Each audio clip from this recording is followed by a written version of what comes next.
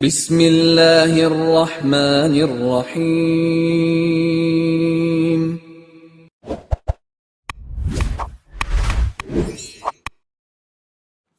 یہ درس حدیث نمبر 440 ہے۔ عنوان ہے جس گھر میں سرکہ ہو اس میں سالن کی محتاجگی نہیں ہوتی۔ روایت سماعت کیجیے، ترجمے کے بعد تشریح کی جائے گی۔ بسم اللہ الرحمن الرحیم۔ عن ام ہانئ قالت دخل علی النبی صلی اللہ علیہ وسلم فقال اعندك شيء فقلت لا الا خبز يابس وخل فقال هاني ما افطر بيت من ادم فيه خل رواہ الترمذی۔ ترجمہ یوں ہے، حضرت ام ہانی رضی اللہ عنہا سے مروی ہے، وہ فرماتی ہیں رسول اللہ صلی اللہ علیہ وسلم میرے پاس تشریف لائے تو فرمایا کیا تمہارے پاس کچھ کھانے کو ہے؟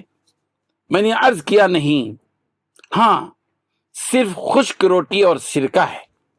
تو آپ علیہ الصلاۃ والتسلیم نے فرمایا اسے لے آؤ۔ جس گھر میں سرکہ ہو اس میں سالن کی محتاجگی نہیں ہوتی۔ بزرگان محترم، اس حدیث میں رسول رحمت صلی اللہ علیہ وسلم کی سادگی، قناعت اور مثبت طرز فکر نمایاں ہے۔ معمولی اور سادہ کھانے کو حقیر جاننے کے بجائے آپ صلی اللہ علیہ وسلم نے اسے نعمت قرار دیا اور اس میں موجود فائدے کی طرف توجہ دلائی۔ سرکہ ایک سادہ مگر مفید چیز ہے جو معمولی کھانے کو بھی قابل استعمال بنا دیتی ہے۔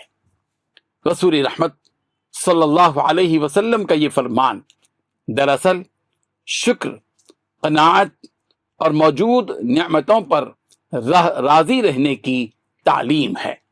کم وسائل کے باوجود دل کی خوشی اور اطمینان کا راز اسی طرز فکر میں ہے۔ دیکھیے، رسول رحمت صلی اللہ علیہ وسلم پوچھ رہے ہیں کہ کچھ کھانے کو ہے، اس کا مطلب یہ ہے کہ پیغمبر بھوکے ہیں، ممکن ہے کہ پیغمبر فاقے سے ہوں، اور پوچھ رہے ہیں کہ کچھ کھانے کو ہے۔ وہ کہہ رہے ہیں کہ کھانے کو تو کوئی چیز نہیں سوائے یہ کہ جو ہے سوکھی روٹی ہے اور سرکہ ہے۔ اللہ کے نبی صلی اللہ علیہ وسلم اس معمولی سی بظاہر معمولی سی اس نعمت کے بارے میں پیغمبر کی قناعت، شکر کے جذبات کو دیکھیے کہ اللہ کے نبی صلی اللہ علیہ وسلم نے اس کے بارے میں فرمایا، سرکے کے بارے میں، کہ سرکہ جس گھر میں سرکہ ہو وہ اس گھر میں محتاجی نہیں ہوتی۔ یعنی اگر سوکھی روٹی بھی ہو، سرکہ بھی ہو اور آدمی اور بندہ کھا لے اللہ کی نعمت سمجھ کر، تو یہی اس کے لیے جو ہے کافی ہو سکتا ہے۔ اللہ تبارک و تعالی ہم سب کو ان حقائق کو سمجھنے کی توفیق عطا فرمائے۔ آمین۔ وآخر دعوانا ان الحمد للہ رب العالمین۔